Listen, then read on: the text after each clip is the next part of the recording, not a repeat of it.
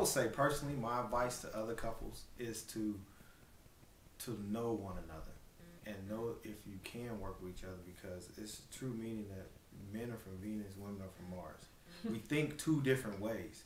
So you have to be able to understand each other and wear different hats. Like, it's times we would be in a meeting and maybe we're wearing our business hat and we might have two ideas on something, and we have to choose at the end of the day, or put the two ideas together and come up with a brand new idea that can incorporate both ideas to go forward and to continue the company. And you have to know when you're having those discussions, you're not discussing it as husband and wife, you're discussing it as business partners.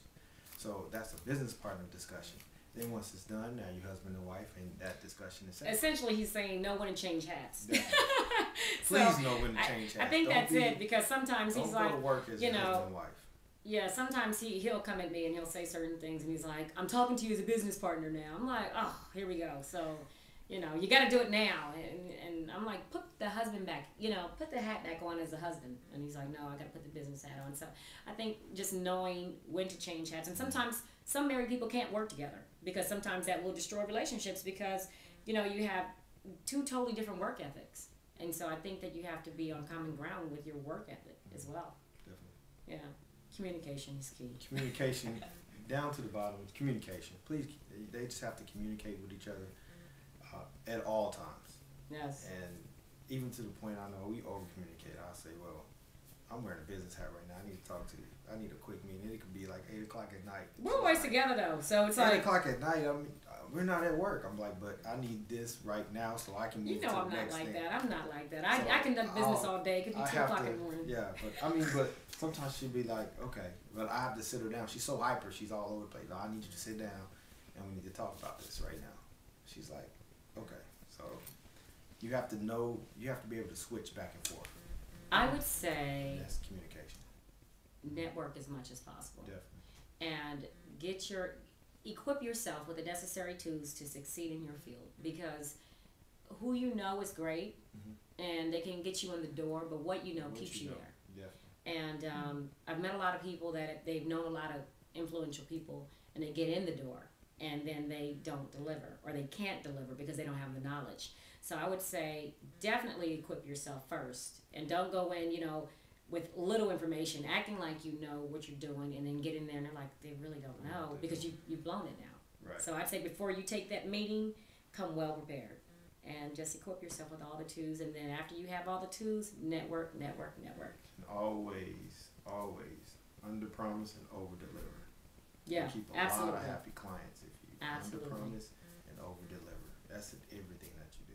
And I gotta add another thing too. Even in real estate, it's just like, don't try to get rich off of one transaction.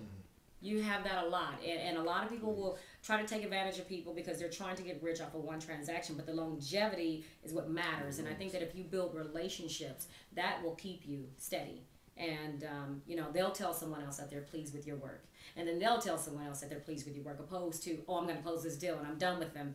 Yeah, I mean, follow up is definitely essential in real estate and everything that you do, customer service, and just being a people person. Word of mouth is one of the biggest marketing tools that you have. Word of mouth, and because people talk, people tell people, and now with this blog and the internet service, somebody in China can talk to somebody in America at a drop of a dime. So follow up. Yeah. Customer service. You have to have great customer service. Yeah, absolutely. I've seen a lot of real estate agents drop clients because of their follow up was just not there, and they found out like 2 months later, oh, he bought a house, but you never called him back. You know, and so I think your follow up. You just have to really be passionate about whatever it is that you're doing. Find out what your niche is and go full stream ahead. Don't do it halfway. Give it your all. Give it 200%, and you know, you reap the benefits from it.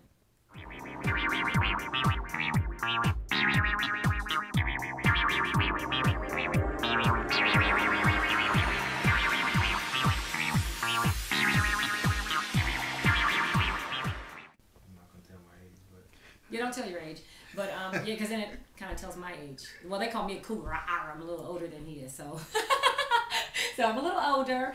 But you know, we have fun. We love to work together, and everything is about communication and compromise. Because